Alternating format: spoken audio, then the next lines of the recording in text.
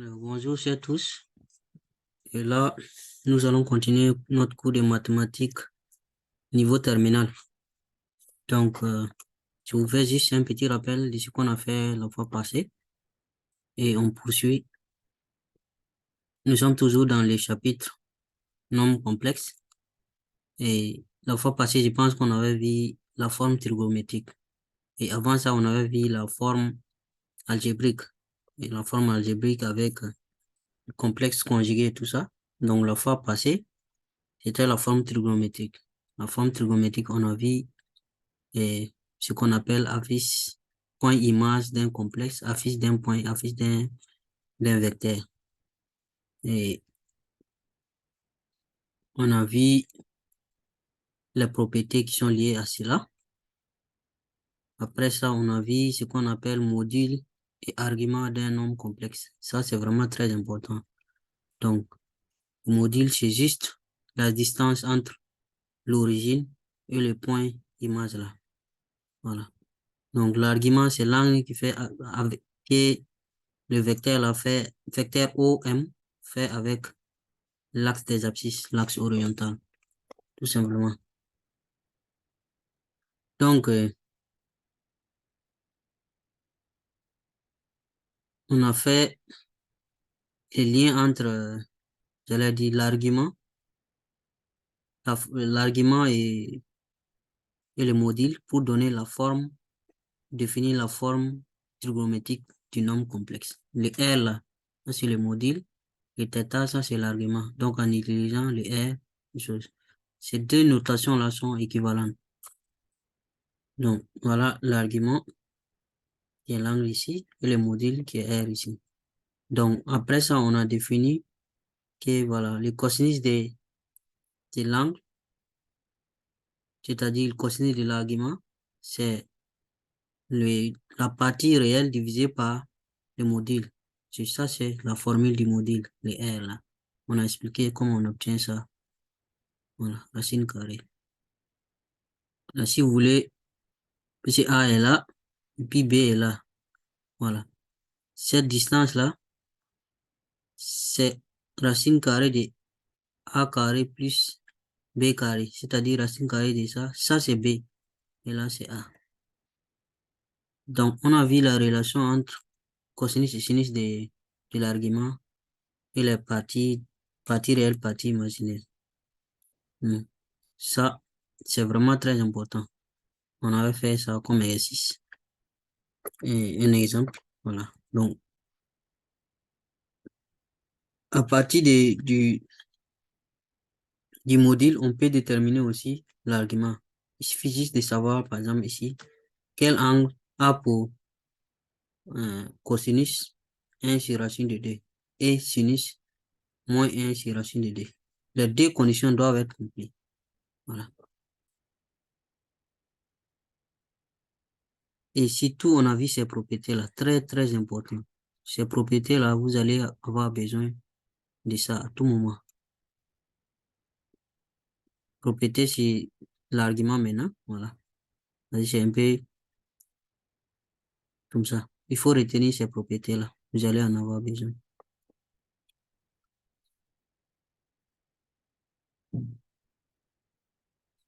Donc, je pense que pour la fois passée, on a vu aussi la formule de Moore. C'est comme ça. Donc, si on a cosinus de θ, ça peut être n'importe quoi, n'importe quel angle ou chose. Et cosinus de θ plus i sinus θ, le tout à la puissance n. Donc, on peut remettre le n là. Ça fait n cosinus θ. Cosinus de n θ plus i sinus de n θ. Voilà. Donc, c'est ça qu'on a appelé formule de Moore là. Et après ça, on a vu formule de l'air là. Et donc, c'est là aussi, voilà. Cosinus de θ, ça fait exponentielle de i θ plus exponentielle de moins i θ. Et sinus de θ, ça fait exponentielle de i θ moins exponentielle de moins i θ. Le tout sur di. Là, c'est D seulement. Donc, je pense qu'on s'était arrêté là la fois passée. Donc, aujourd'hui, on va continuer avec l'utilisation des formules de Moivre et l'air là, pour faire ce qu'on appelle application, pour faire la linéarisation. Donc, bon, je sais pas si il faut que je dé... Donc, cosinus au carré de x, cosinus de x tout au carré, ça donne 1 demi. Voilà, si vous développez bien, ça fait 1 demi de cosinus de 2x plus 1 demi. Voilà, celui-là, sinus au cube de x, si vous faites bien, ça va vous donner ça là. Donc, le fait de passer de cosinus 2x, cosinus carré de x égale à ça, on appelle ça linéarisation de cosinus de 2x, cosinus carré de x. Voilà, ça devient linéaire. Donc, le carré là est parti. Pareil ici aussi. Le fait d'écrire que sinus au cube de x égale à ça, on dit qu'on a linéarisé sinus cube de x. Donc, vous voyez que quand on linéarise là, il y a la plus grande puissance là, c'est 1. Il n'y a pas de puissance carrée. Je ne sais pas s'il faut que je démontre, je fais la démonstration de ça ou bien. Bon, on va essayer de faire cosinus carré. Et puis, bon, en tout cas, tout est basé sur ces formules-là, par exemple. Formule de l'air. Cosinus de θ égale à exponentielle de I θ plus exponentielle de moins I θ de tout sur 2. Et I, sinus de θ, ça fait exponentielle de I θ moins exponentielle de moins I θ de tout sur DI. Bon, peut-être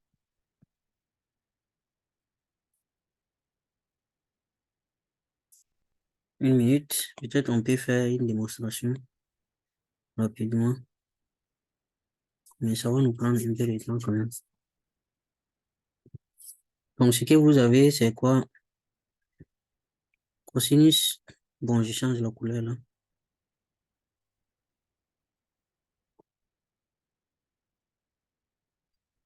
Cosinus.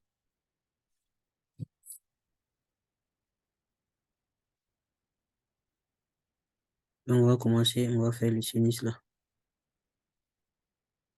Lequel est le mieux? Ben, on va faire le 2. Ce qu'on veut, c'est cosinus carré de x. On veut démontrer que ça égale à 1 demi de cosinus 2x plus 1 demi. Voici ce qu'on veut démontrer. Donc, avec la formule de l'air là, on a vu le cosinus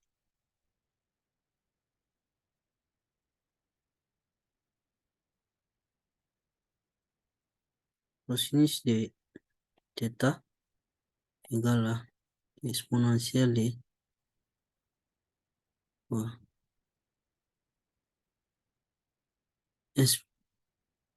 I θ plus exponentielle de moins I θ de tout sur 2. Voilà. Donc, avec ça, moi je peux dire qu'ici, mon cosinus carré de x,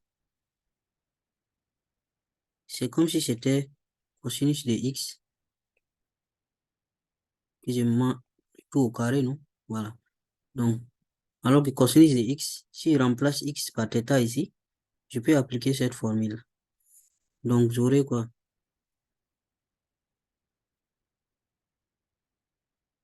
Cosinus, je remplace x par θ et ça va donner exponentielle de i x. Pardon, je remplace θ par x. Ix plus exponentielle de moins i x et tout sur 2. Donc, tout ça qui fait au carré. Donc, ça va me donner exponentielle de ix plus exponentielle de moins ix. Ça au carré, sur le d là aussi, ça va faire 4. Chez d au carré, le numérateur au carré et le dénominateur au carré. Donc, c'est simple. Donc, si vous voulez, vous pouvez développer ça en, comment dire, identité remarquable. Et donc, ça fait celui-là au carré, exponentielle de ix, tout au carré, a carré plus dab plus b carré. Donc, plus 2 fois, mon a ici, c'est ça, hein, exponentielle de ix, facteur de exponentielle de moins ix. C'est dab là comme ça. Maintenant, je fais plus le b carré là, qui est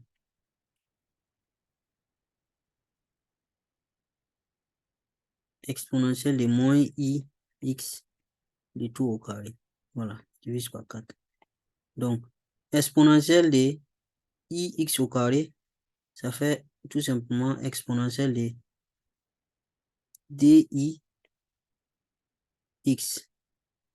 Voilà, ça se multiplie. Les d là, avec ce qui est ici là, puissance par puissance, ça se multiplie. Donc, plus, ici là, vous voyez, les puissances vont s'additionner. Donc, ça va donner 2 fois et ix moins ix, tout simplement. Plus, ici, les puissances vont se multiplier. Ça fait e exponentielle de moins dix et tout sur 4. Donc, j'aurai quoi ici? Ça me fait exponentielle de d, si vous voulez, je vais mettre le x là, à part dx à côté, et puis je mets i ici. Voilà. Mais je peux mettre i devant, je sais pas trop chose. Donc, je peux dire que c'est i dx aussi. Vous allez vous savoir pourquoi je préférais mettre dx là en parenthèse.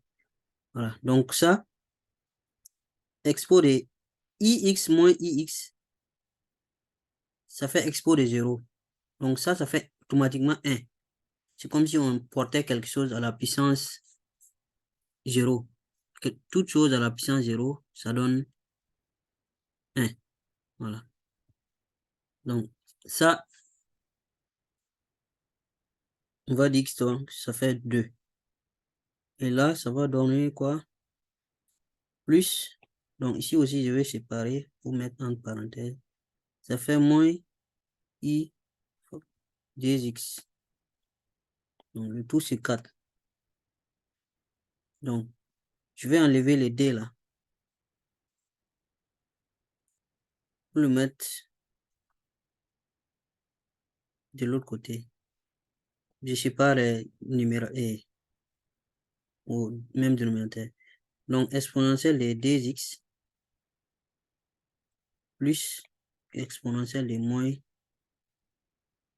i dx sur 4, si vous voulez, plus 2 sur 4. Voilà. Donc, les 4 ici, là, je vais me débrouiller pour avoir 2 dedans. Donc, ça va donner genre 1 demi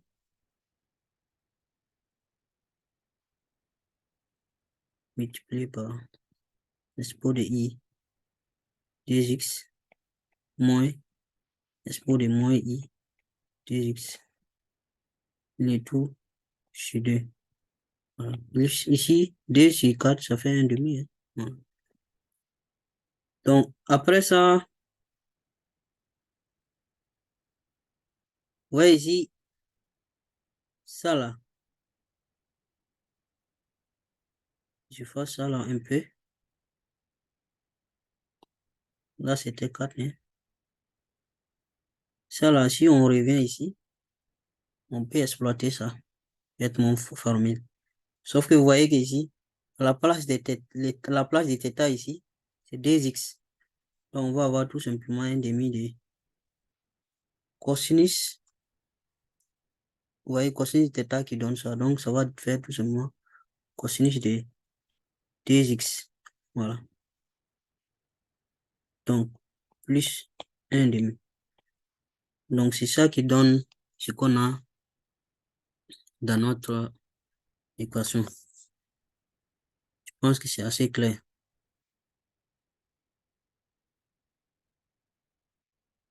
OK.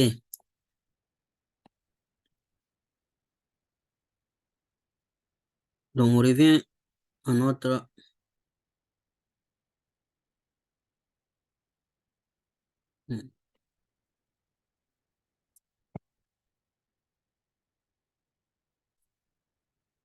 ce qu'on avait.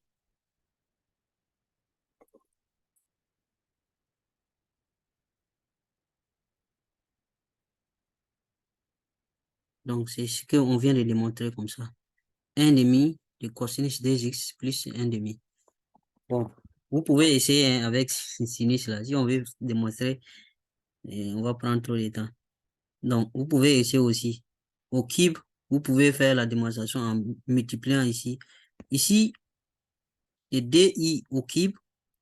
Rappelez-vous que i au carré, ça fait moins 1, tout simplement. Donc, si on fait i au cube, ça va faire moins i. Voilà. Donc, c'est comme, parce que c'est comme si c'était moins i. C'est comme si c'était i au carré fois i. Donc, le i au carré va donner moins 1, multiplié par i. Donc, ça fait moins i. C'est ça qui fait que ici, là, on a moins 8i. Là. Et on développe ici. Développement, là, c'est si vous vous en sortez pas avec les 3 degrés, là, vous pouvez faire 3 parenthèses. C'est-à-dire, ça, là, multiplié par lui-même 3 fois. Si vous développez, vous allez voir que vous allez tomber sur exactement ça. Donc, c'est ça qu'on appelle linéarisation. Il y a aussi expression des choses. Le sinus de n fois x, le n là doit être en haut, hein, en puissance.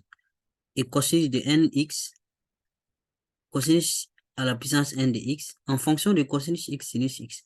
Donc ici, vous voyez ici, cosinus, on pose par exemple cosinus de x plus i sinus x, le tout à la puissance 3. OK. Donc, on veut démontrer ça là. On veut se débarrasser des puissances là. Donc, automatiquement ici, avec la formule de Morve, je vous rappelle ici la formule de Morve là. Si vous avez la puissance ici, vous pouvez faire entrer le n là, ici et ici. Donc, ça fait cosinus de n θ plus i sinus de n θ. Donc, on va garder ça là, de côté. Cette formule, cosinus de 3x plus i sinus de 3x. Donc, je ne vais pas démontrer ici, mais je vais vous guider, vous allez pouvoir faire ça vous-même. Si vous prenez ça là, même si vous ne comprenez pas, vous pouvez prendre un développement, faire 3 parenthèses, c'est-à-dire ça multiplié par lui-même 3 fois. Si vous faites le développement bien, vous allez trouver exactement cette ligne-là. Voilà. Vous allez trouver cette première ligne-là. Donc, je ne vais pas développer ça encore, ça va nous prendre trop de temps. Donc, faites seulement le développement de ça. Là. Vous allez obtenir cette ligne-là. Ne considérez pas ça d'abord. Hein. Ça, c'est juste la formule du MOV là, qui fait ça. Ce que j'essaie de vous dire, ça veut dire que ce n'est pas ça, cette première ligne-là qui donne automatiquement ça. Non, non. La deuxième ligne-là est obtenue en faisant le développement de ça. Et après ça, vous pouvez organiser les choses pour que ça revienne comme ça. Tout simplement. Voilà. Puisque ici, vous pouvez mettre après maintenant tout ce qui est i à part et tout ce qui n'a pas de i à part. C'est très simple. Donc, tous ceux qui ont i là, on les met à part. Ça va faire la partie imaginaire. Tous ceux qui n'ont pas de i, on les met ensemble. Ça fait la partie réelle. Vous voyez, cosinus cube de x, il n'y a pas de i dedans. On les met à côté. Encore, on est venu prendre ici 3 fois cosinus x sinus carré de x. Il n'y a pas de i dedans. Donc, voilà pourquoi on a mis celui-là et celui-là ensemble ici. Après, les i là, on a factorisé par i. Donc, ça fait 3 fois cosinus carré de x sinus x, c'est ça qui est là, moins sinus cube de x. Donc, c'est ça qui est là, on a factorisé par i. Donc, ça fait que ça, c'est la partie réelle. Et ça, c'est la partie imaginaire. Donc, si on fait l'égalité, parce qu'en utilisant la formule de Moore, on a obtenu ça. Donc, la partie réelle, c'est ça ici. Et la partie imaginaire, c'est ça. Donc, ça veut dire automatiquement que ça égale à ça. Et c'est ça qui est écrit ici. Aussi, c'est là, la partie imaginaire est égale à la partie imaginaire ici. C'est ça. Donc, en jouant un peu, si vous vous rappelez des relations trigonométriques que vous avez vues en première ou seconde, vous pouvez facilement tirer ça là. C'est le plus simple possible. Voilà. Donc, voilà comment on exploite les formules de LR et puis moi, voilà.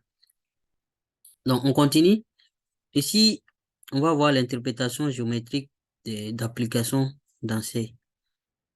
Donc, si on prend ici, on considère le plan complexe muni d'un repère orthonormé, toute application de C dans C. Vous savez ce qui veut dire application, non? Je pense que ça, c'est en seconde. Qu'est-ce qu'on appelle une application? Qu'est-ce qu'on appelle une fonction? Tout ça. Non. À tout complexe Z associé, associe le complexe Z', on associe l'application P dans P, qui au point M d'image Z associe le point M' d'image Z' dans C. Voilà. Donc, on a deux complexes Z et Z'. Et leur image, c'est M et M'. Donc, si on a une application qui fait des Z à tout Z, donne Z plus A. A est un complexe aussi. Donc, en ce moment, si on prend U comme le vecteur image de A, de notre image A là, rappelez-vous que M et M' sont les images de Z et Z' respectivement. Donc, si on dit OM', c'est automatiquement image de Z'. Et si on dit OM, c'est aussi image de Z. Voilà. Donc, si on a cette formule, si on a Z' qui est égal à Z plus A, ce qui est là, Z plus A, voilà. Donc, ça veut dire que Z' moins Z, on a juste ramené le Z là ici, égal à A. Voilà. Rappelez-vous que Z', son vecteur là, son vecteur image là, c'est OM'. Et Z, son vecteur image, c'est OM. Donc, ça veut dire d'une autre façon aussi que le vecteur OM' moins le vecteur OM égale au vecteur U. Puisque A, son image, c'est U. U. Voilà. Donc ça là, on dit que l'application M qui tend vers M' est la translation du vecteur U. Donc, on fait juste que translater le vecteur U. Translation, c'est quatrième, hein? Oui. Application maintenant, tout Z donne Z' qui est égal à le complexe conjugué de Z, Z bar. Donc, c'est-à-dire que si on prend Z, qui est ça, et puis Z' qui est égal à ça, comme Z' égal à Z bar, alors Z est le complexe conjugué. Voilà, Z' est le complexe conjugué de Z. Donc, les signes là seulement qui vont être différents. Donc, automatiquement, on peut dire que X' égale à X, Y' égale à moins Y. Voilà. Partie réelle égale à partie réelle, partie imaginaire égale à partie imaginaire. Donc ça va donner tout simplement une symétrie. Cette application-là est une symétrie. Tout simplement. Symétrie orthogonale par rapport à l'axe réel. Vous allez voir peut-être plus clair quand on va commencer l'exercice. L'application Z, une autre application, Maintenant, Z donne Z' qui est égal à A fois Z. A est un nombre complexe aussi. Tel que, ici, là, le module de A, ça fait 1. C'est-à-dire la distance. Donc, si Z est différent de 0, et on considère θ comme argument de A, l'angle de A, ici. Donc, OM, vous vous rappelez, M, c'est l'image de Z. Hein? Voilà. Le vecteur image de Z, c'est OM. Donc, vecteur image Z', c'est OM'. L'angle formé par le vecteur OM et le vecteur OM', c'est égal à quoi? On a vu ici dans les propriétés des arguments, là, dans le cours précédent, propriétés des arguments, que ça, là, argument de Z' divisé par Z, c'est exactement l'angle qui forme ce D là. Attention, l'essence ici est important. Donc, c'est OM et puis OM'. Vous voyez qui est au numérateur, qui est au dénominateur. Faut faire attention. Donc, ça, on va tout simplement remplacer Z' là par ici, là. On a dit que Z' égale à AZ, non? Voilà, en remplaçant, ça fait AZ. Donc, AZ divisé par Z, on peut supprimer les Z là. Donc, ça va faire tout simplement argument de A. Or, que argument de A, c'est θ. Donc, ça veut dire que OM', qui est module de Z', qui est équivalent encore au module de A fois Z, ça c'est la formule ici qui le dit. Donc, ça fait module de A fois module de Z. Ça, c'est propriété des modules qui le dit ça. Donc, ça fait égal à Z, module de Z, qui est égal à OM. Donc, on vient de démontrer que OM', la distance, hein, égale à la distance OM. Donc, cette application-là, les deux distances, les deux arguments-là, sont pareils et l'angle qui est là. Donc, ça va donner tout simplement une rotation. Et cette rotation-là, l'angle de rotation, c'est tout simplement l'argument de A. Voilà, donc, rotation du centre O et d'angle de mesure θ. Et θ qui, n'oublie pas, qu'il est l'argument de A. Donc, si A est 0, si A est nul, voilà, donc, l'argument là, ça va être 0, tout simplement. Une autre application, c'est ici, Z qui va donner Z' tel que Z' là égale à un lambda, un réel positif, hein, pardon, un réel non nul. Voilà. Et R étoile, un réel non nul, tel que lambda Z. Et Z' égale à lambda fois Z. Voilà. Donc, ici, là, c'est simple. Ce qu'on va obtenir ici, on va obtenir que OM' égale à lambda OM. Donc, cette application-là, c'est une homothétie. Homothétie, c'est quand on dit 3 points sont alignés. Ouais, voilà. Donc, je pense ça en troisième, vous voyez ça, alignement de 3 points. L'homothétie de centre, voilà, centre O. Voilà. Et une précision même, si le θ là, si le lambda là est positif, ça veut dire que les 3 points seront du même côté du centre là-haut.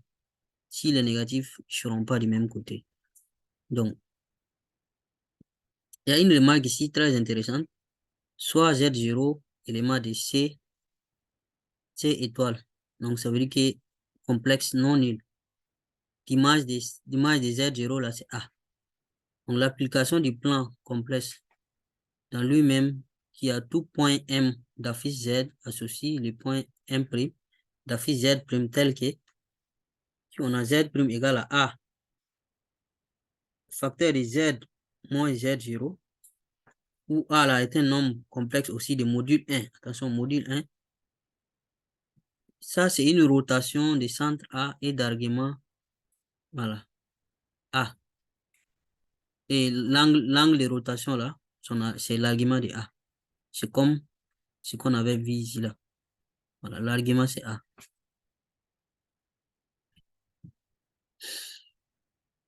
Donc, on va essayer d'aller plus vite. Racine énième de l'unité. Qu'est-ce qu'on appelle racine énième de l'unité? Ça, c'est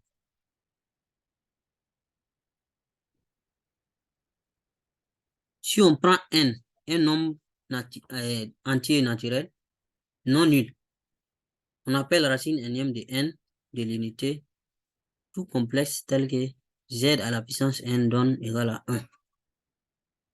On prend ici un exemple. Vous voyez ici, si on prend moins 1 au carré, ça fait 1. 1 au carré, ça fait 1. Donc, 1 et moins 1 sont des racines carrées de l'unité. Parce que quand on les porte au carré, ça donne 1, 1, 1. Donc, racine cubique, racine carrée, donc on va dire racine énième de l'unité. Quand on porte la chose là à la puissance n, ça donne 1. Voilà. Si on prend par exemple 1 au cube, ça donne 1. Donc, si on prend z par exemple, élément de C, tel que z au cube égale à 1, on le porte au cube, il donne 1. Donc, si on prend R en tant que module de notre Z là, et θ en tant que l'argument du nombre complexe Z, donc on peut l'écrire de cette façon-là.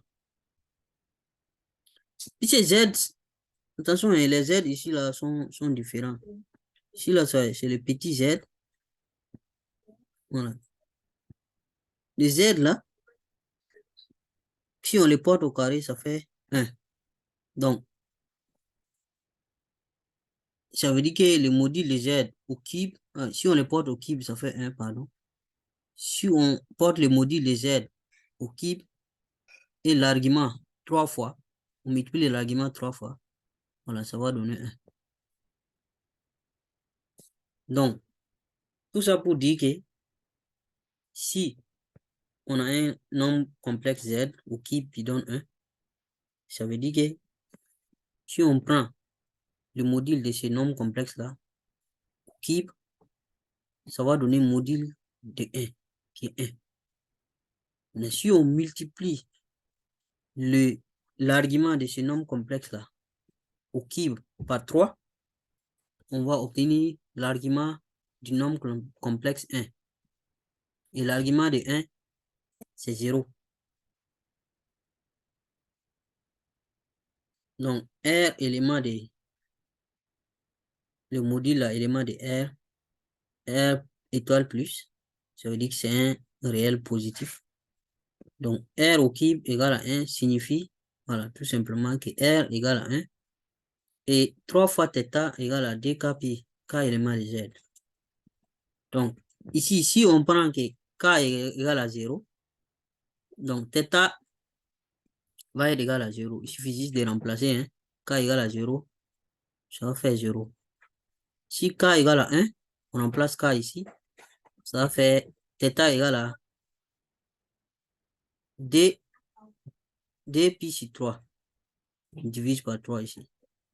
Si θ, attention, ici, ça devait être, pas 0, mais ça devait être chose 2, je pense. Donc, si K égale à 2, ça, c'est pas 0, ça devait être 2. Si K égale à 2, on doit avoir 2 fois 2 ici, ça fait 4 pi, et on divise par 3, ça va faire 4 pi tiers. Voilà. Donc, θ égale à 4 pi tiers. Mais 4 pi tiers aussi égale à 2 pi moins 2 pi tiers plus 2 pi. Maintenant, si on prend le côté négatif, si K est négatif, K est moins 1, donc on aura θ égale à moins 2 pi tiers. Voilà. Donc, tout ça pour dire que voilà les 3 valeurs qu'on peut avoir. La possibilité. On peut avoir le cas où θ égale à 0. L'argument égale à 0. On peut avoir le cas où θ égale à 2 pi tiers. Ici, le cas on a ici, voilà, ça là, ici, D pi tiers et D pi tiers, c'est la même chose ici. Donc, les trois possibilités sont là. Donc, pour qu'un nombre, un Z, un complexe ou qui donne 1, ce complexe-là doit être soit 1, soit moins 1 demi plus I racine de 3 sur 2, soit moins 1 demi moins I racine de 3 sur 2. Voilà. Donc, souvent, on pose souvent que J, vous vous rappelez le J là, on vient juste obtenir ça là, comme solution de Z au cube égale à 1. On pose ça J, souvent, J égale à ça, c'est complexe là, et les racines cubiques de l'unité sont égales à I1, J et J bar. Voilà. Parce que si vous remarquez, les solutions qu'on a trouvées ici là, si on prend ça là comme J, donc ça là, c'est son complexe conjugué. Vous voyez, le signe au milieu qui change. Donc, en théorème ici, si on a Z à la puissance, petit Z à la puissance N qui donne égal à grand Z, alors tout nombre complexe non nul Z admet N racine carrée, N racine énième, pardon, pas racine carrée. Si il dit carré, ça veut dire que N égale à 2. N racine énième distincts qui sont les complexes qui sont là. ZK, vous voyez, racine énième du module R et l'angle θ divisé par N de telle sorte que et on fait plus dk pi. Et le k ici, c'est égal à 0 jusqu'à n moins 1. Donc, le R ici, c'est l'argument du grand Z. Et c'est le module du grand Z là. Ici, θ, c'est l'argument du grand Z. Donc, tout ça pour dire quoi? Que si vous voulez avoir les petits Z, il faut suffire d'avoir l'argument et le module du grand Z là. Et vous faites poser cette formule. Si vous avez l'argument, si vous avez le module qui est R, vous faites racine énième de R. Voilà. Maintenant, si vous avez l'argument Z, vous faites l'argument divisé par N, plus dk pi. Et quand, à chaque fois que vous changez K, vous obtenez un nombre complexe. À chaque fois que vous changez. Donc, si on a N égale à 2, on va avoir 0 plus 1. K peut être 0, K peut être 1. Parce que la limite de K, c'est N moins 1. Donc, D moins 1, ça fait 1. Voilà. Si on a 3, puis si la puissance est 3, on aura 3 solutions. Si la puissance est 5, on aura 5 solutions. C'est ce que ça veut dire. Voilà. Donc, voici un exemple ici. Peut-être on va faire cet exemple et puis terminer. Voilà. Si vous voyez ici, voilà notre réel. Voilà notre complexe. Et voilà son module et son argument. Donc, en utilisant ça, voilà, on peut avoir les Z là ici. Et on change